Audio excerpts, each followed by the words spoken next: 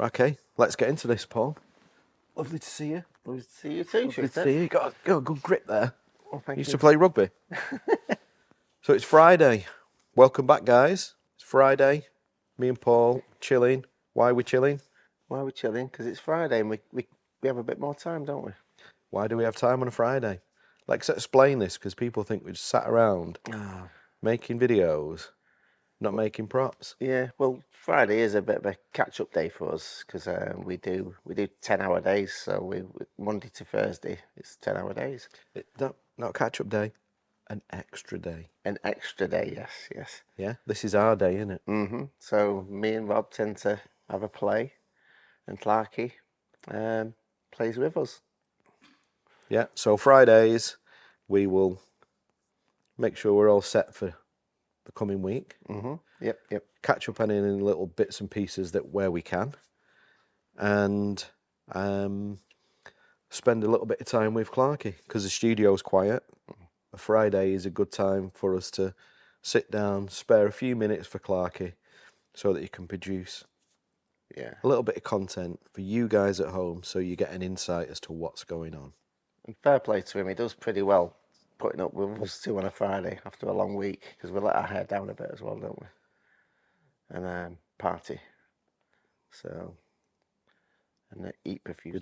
We don't let our hair down and party. We do We ain't got any hair. what we just said. Because there's projects galore that we are working on. Everything when you're making props is about time, and there is always never enough. That you can guarantee. Never enough time. So let's just have a recap, a little updates on some projects, and just get a general feel. We've not talked about what we've been doing here for a couple of weeks, so we can do a little bit of an update, I thought, today. And then we can get back to what we were doing and let Clarky, Yep. let Clarky produce something for tonight's video. Yep. It's Friday. Welcome back. Thanks for joining us again. Your regular Friday slice of Rob and Paul.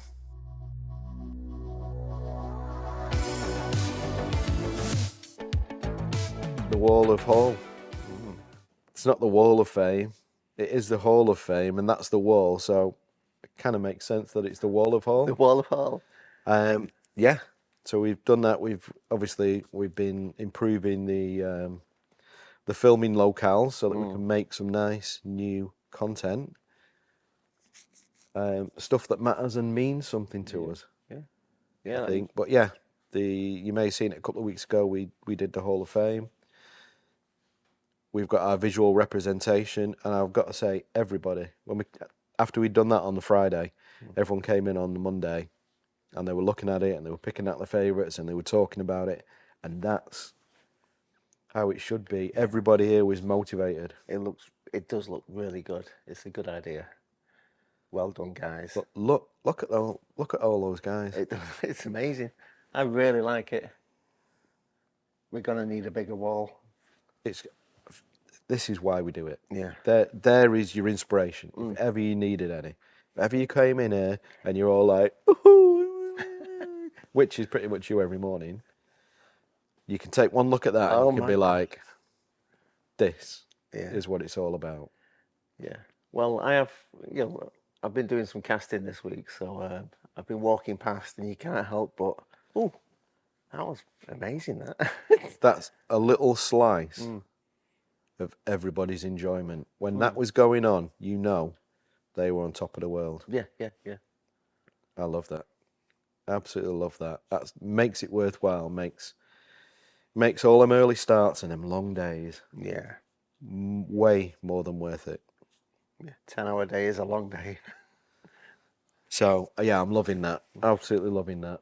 That gives me, that definitely motivates me. I see that and I think, yeah, it's an inspiration. That's why we're doing it. Yeah, definitely.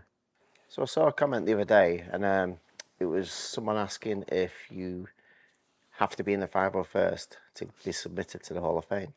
You don't need to be in a costume group or the 501st. You just need to be wearing RS armour, enjoying it, living life, and looking badass and taking an amazing photograph and inspiring us, the whole team responsible for the armour, and everyone who's going to see the photograph. Let's be honest. Amazing. It is great looking at the pictures, isn't it? I love it. I can't say how much I love the Hall of Fame. Yeah. Just an excuse for us to see all these amazing images and feel a little bit responsible. I see you've utilised the new set for tutorials this week. Yeah. Now, I'm pretty good at this. Mm-hmm. Yeah, I've had years of experience of Andrea saying something, Yes. but then me actually Repeating. translating what she's just said. Oh, right, okay. And what you've just said is, Yes. when am I redoing the Scout Armour tutorial? Am I right? Pretty much, yeah. When's it might go? It's a nice set. Yeah, we're on with the tutorials. Mm-hmm. We are going over some old ground with the Scout helmet. We started it, we never finished it. I think we're going to do everything again. Okay. Because we want it to look uniform and clean. We're happy with it. Again, these things take a little bit of time to develop, and this set was one of those things. Mm-hmm. Now we're up and running. I'm going to go through things.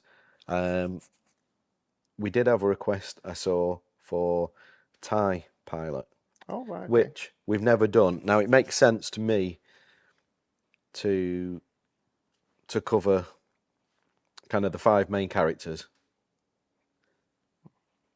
And once we've done that, and they're all available, Yeah.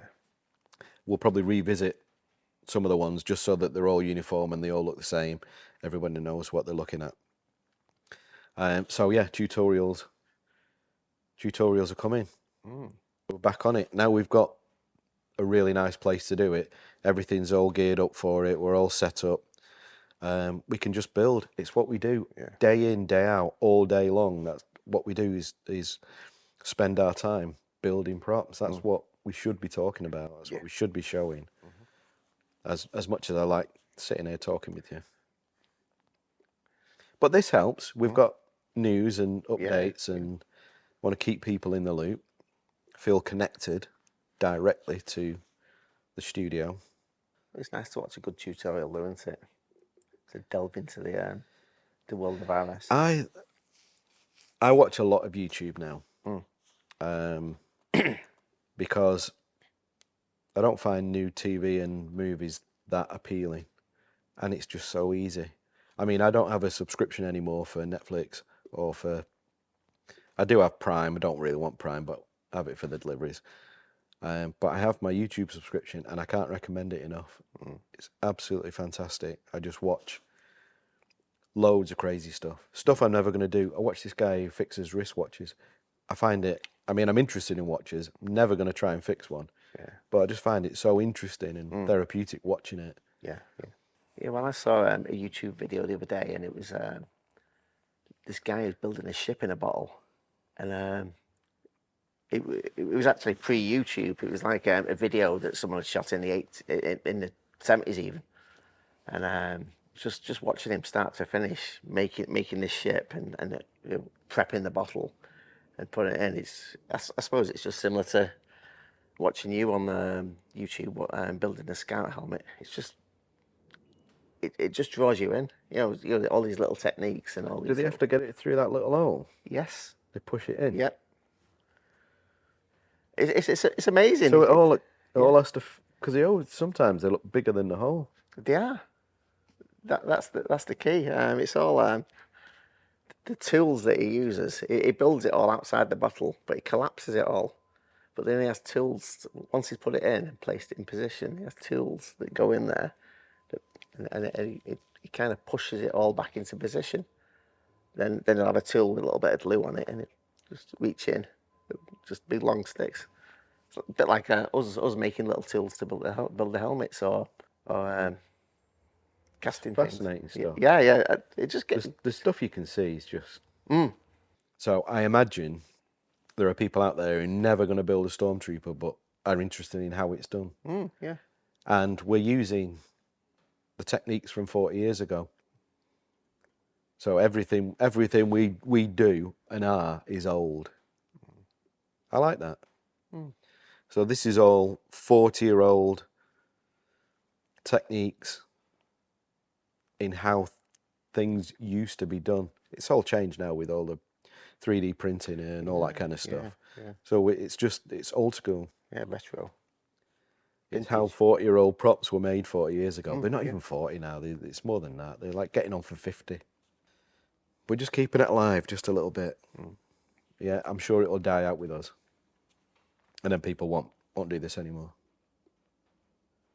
It's mad, isn't it? Would you say the tutorials, videos, the length of them would be too long, or? I don't think so. The other night, I'm never going to do this, but I watched a guy building a tiny house from start to finish. I'm never going to do it.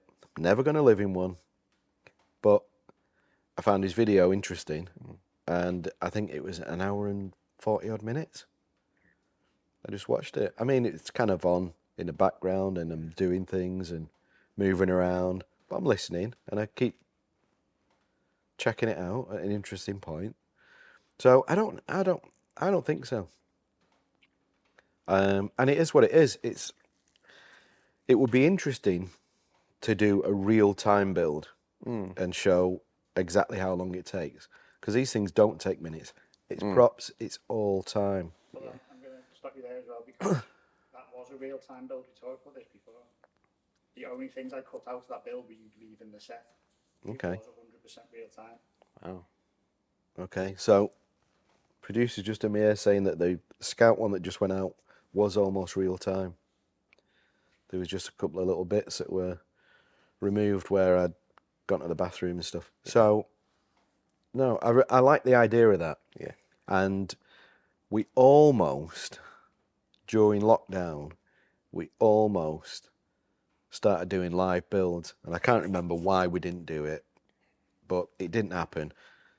But I kind of quite like that idea, because it's got an honesty to it. It's like, here it is. This is how long it takes. This is what we do. It's we don't do this for the camera and then do something else. It's just, here it is, and it's going to take a while. And people can have it on in the background, tune in and out. I kind of like the idea of that. So we may look at doing some more of that. We may look at doing moving forward, as we're redoing all the tutorials, trying to get a concise, edited down version, and then a full version. Yeah. Where you can see how long it takes. Get a clock in the background. I always wanted to do that. so you could actually see Countdown. it. Yeah. Did we not on the Scout one? I've not watched it yet. I don't like watching myself. But did we not speed it up when I was sanding out bits and stuff like that? It was just full. Interesting. But yeah, tutorials. I kind of like the idea of the live element of it, because we do it. Yeah. I mean, it's easy to do. We do it all the time. And the great thing about a tutorial is we've learnt kind of like the hard way as well. So any common mistakes that you could make building your first armour, that'll be ironed out, because you'll explain where you could possibly go wrong. This was another comment on the video, actually. They were talking about, oh, look how you're handling it and throwing it around and stuff. And that's an interesting comment to see, because at no point do we ever think of the props in that way. You know, when it's finished, it's painted and everything, then yeah, it's different then. Yes. You don't want to throw it around. But as you're working on it and building it, you can't be intimidated by it. You've just got to get in there, get hands on. I remember going back to the very first thing that I was building. I had bought a kit from somewhere and I was sanding it and stuff, and it took so long. I remembered kind of saying, oh, I'll do an hour on it tonight, and then the next night I'll do an hour on it tonight. Yeah. And it took weeks. And when you look back on it now, it's like that was an hour. That was an hour job. But because you've got a fear of it. Because you've never done it before, you're not quite sure what you're doing. It takes a lot longer. So, yeah, I hope that comes across in the tutorials. You need to just be a bit more brash, get stuck in there, and think about this is the main thing for me.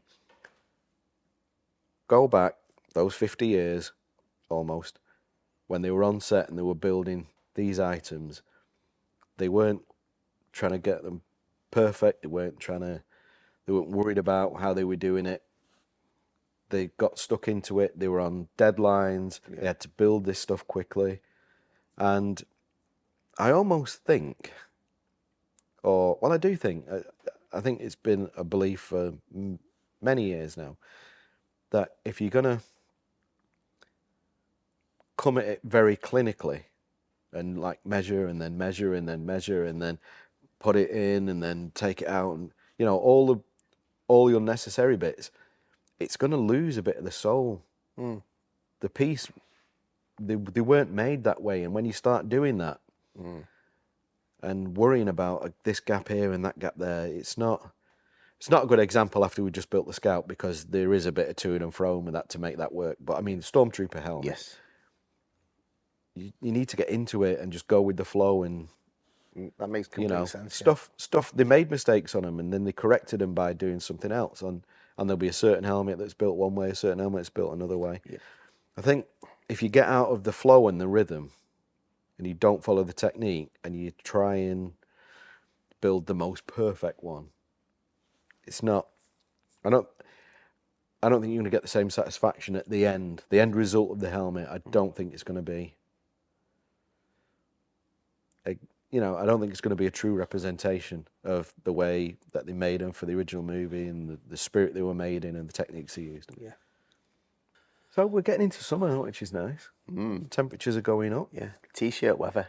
Yeah. We go out the door and it's still light. Yep. Which is nice. I get here in the morning and it's daylight. All that vitamin D is just like, oh. You like a bit of vitamin D, don't you? Making me feel so much better. True. It's the feel good, isn't it? I feel like you just tried to. Yeah, I feel like you tried to just get one in there. I did not.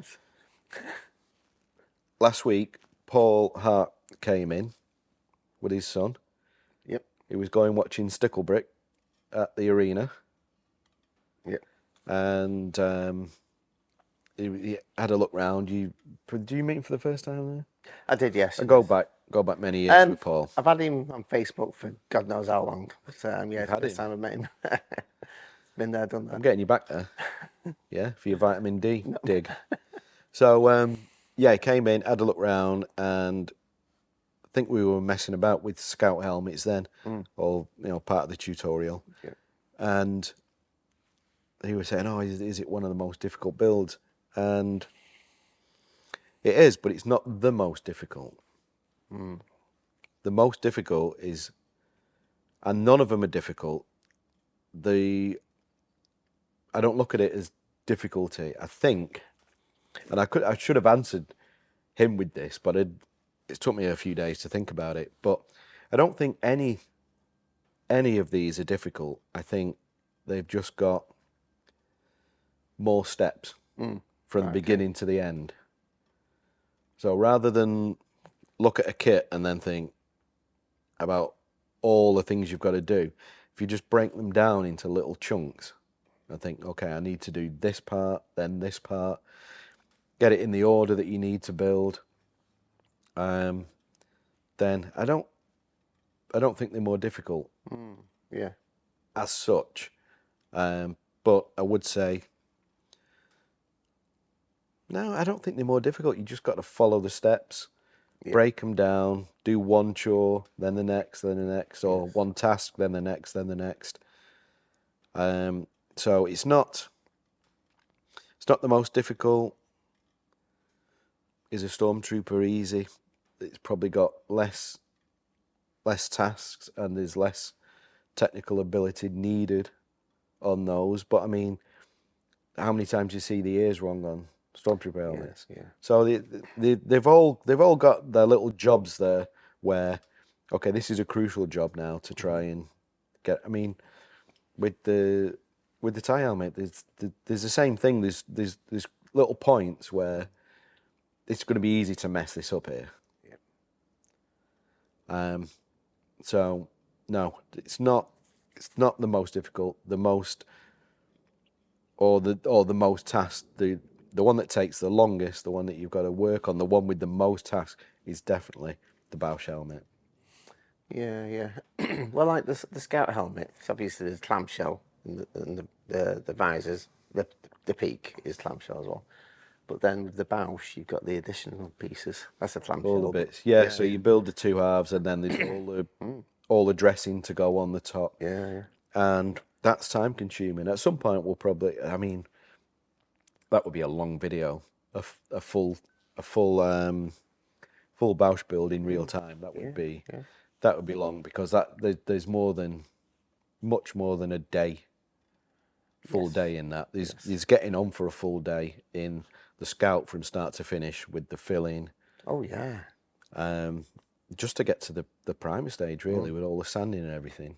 Yes, it is a big job. You know, you can't. One person cannot make a Scout helmet in one day, from start to finish. No chance. It's not going to happen, and the Boushh is even longer. And mainly because the original moulds were hand sculpted, weren't they? And then they had to work out a way of. There's just that many steps. Yes, yeah.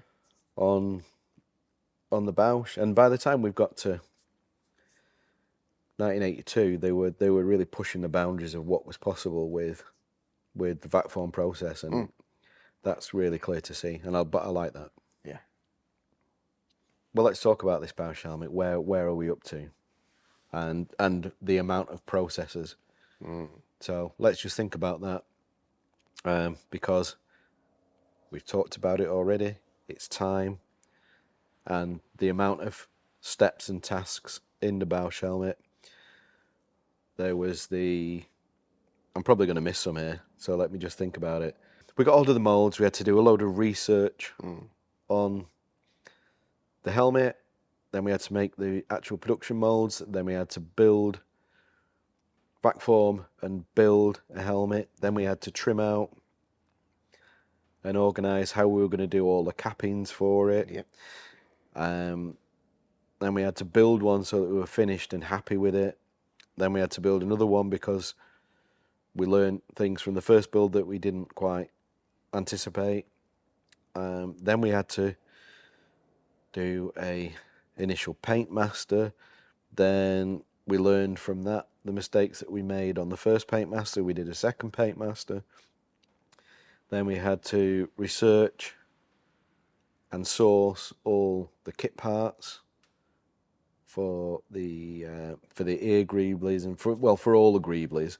Then we had to build the snout based off photographs and off the kit parts, the size of the helmet, the size of the opening, and the size of the kit parts. Then we had to think about the electronics and get those developed, get those sourced, get them supplied.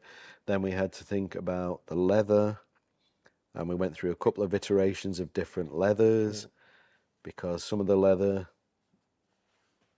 the colour wasn't quite right, and then the tanning process wasn't right because it wasn't scratching the way we could see in the images. Then we had to fit all the leather, and we had to fit all the greeblies, and then we are now at the stage where we had to do the sewing on the leather as well. Now we're at the stage where the RF rangefinder is the last piece, and during all of this time we've sourced the greeblies for that, and we've been making different prototypes of that. We're now at kind of the finished stage, and we're also at that stage where, right, how are we going to make it? How are we going to mold it? How are we going to cast it? How is this all going to come together?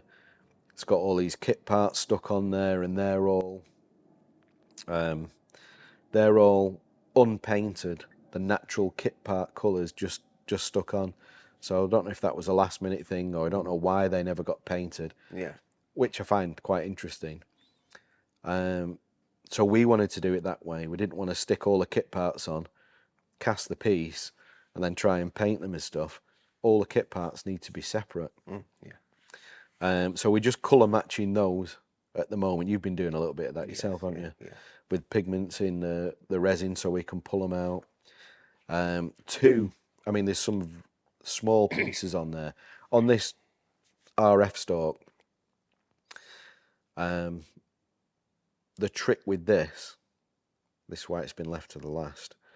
The trick with this is casting the snout.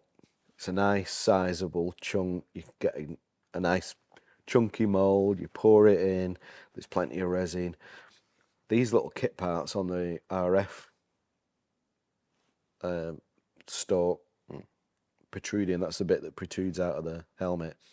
These little kit parts, we really want to recreate the kit parts down to there's a couple of them that are very small, and when you're casting a big piece of resin in a big mould, it's a lot easier than casting a very tiny piece of resin in a tiny little mould, just because of the properties of the resin, using the correct resin that's going to give you the best results, and making the mould. There's a couple of those kit parts, they're so tiny and delicate, and that was like how are we going to make this mould? How are we going to make a successful mould? How can we make one that we can repeat use without having loads of issues? And I think that was one of them jobs that was just like, I'll worry about it tomorrow, I'll worry about it tomorrow. But we're getting to the point now where we've got to worry about it today. Yeah. So the moulds have been made for that. And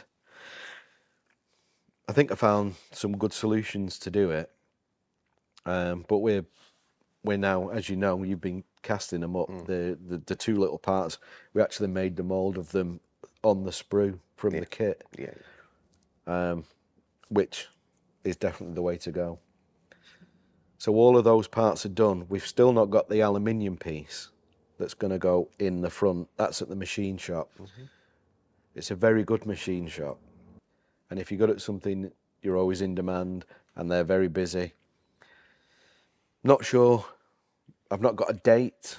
I'm not sure when it's going to arrive. It could be in the next few days. It could be a couple of weeks. I think our job now is to get the RF thing all complete and ready so that when they come in, that's like the cherry on top, almost in a literal form. And then the helmet's good to go. Nice. So I'm super happy with it. Got a bit of work to do on the stand at the same time, we've got all the components just to finishing off. And yeah, I'm happy. We are getting there. I think before you know it, the shipping process is going to start, and then that long project will come to an end. But there's been many twists and turns and steps and tasks to accomplish that. But we're almost there. So the Partisan helmets, they've started landing with the customers. And Yeah, you've been seeing it on the hyperdrive? Yes, on the hyperdrive, yeah. And I've had a few personal messages saying thank you to the RS guys, all those guys, for working so hard. And they look absolutely brilliant. Everyone's taking pictures of them and putting them up.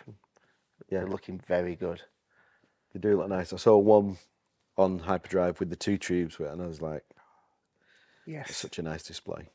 That chap's been talking about that for a while. He can't wait to display it with the two tubes, and he's done it now. Yeah. So I mean, again, took longer than we wanted to, but maybe we just need to be more realistic with ourselves on how long these things do take. Yeah. And no matter what you do and how you try and anticipate what might happen in the future, or weird things happen that set you back a day here and a day there and a week here and a week there, and then before you know it, that's a month, and then it's two. Yes. You know, so there's always always problems cropping up, which delay it. But we've got there. That's the Boushh project's coming to an end. The Partisan project is coming to an end. The ATAT's just at the beginning. And we've got another project which we're probably going to look at, which, I mean, delivery on that would be a long way away. But it's the start of the project, and maybe it would be good to show that, to get in on the beginning of one of these, and just show the research and show everything that goes into it from day one, which I'm keen to do that. Very keen to do that. But no, I'm pleased to be moving towards the end of the Partisan and the Boushh. It's been a long thing. I wished it could have been quicker. It couldn't have been quicker. That's just the way it panned out. But you don't until you start digging into this and understanding why something isn't right and correcting it. But if you don't do that, you don't end up with an RS helmet, I guess. Yeah. So the ATA is the other one at the moment that we're working on, and as we talked about, we're going to do a tutorial on the tie, which is, I mean, it's one and the same. But we've been making the molds. You've been casting parts, haven't you? Yes. The cassette player things, and again, it's just coming up with an idea. You've got the found part. We know we want this, and we know we need to make a mold. But then it's not just having it. By having it and having a tub of rubber, you don't come to the end result. You've got to think about how do we get this one to work, that's going to give us all the detail where we want it, and then we can sacrifice detail where we don't need it to achieve this part. So that's been happening on the It's been challenging, hasn't it? on the ATAP. Yeah. But I mean, the results have been good. Yeah. That we've been getting from there. We can show them as we move forward. But yeah, I'm into. We're into the ATAT helmet now. That's going to be a nice build. It's going to be a nice tutorial showing how it's all put together and why we think this and why we think that, and just trying to follow those techniques from the original build from nearly 50 years ago. Jeez. Shocking, isn't it? Where is the time gone? Yeah, we saw it first time round, and we're not that old. I don't get it. We are old, mate. We are old.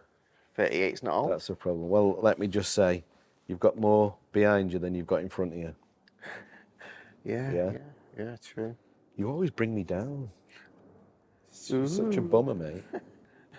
So I think that's where we're up to.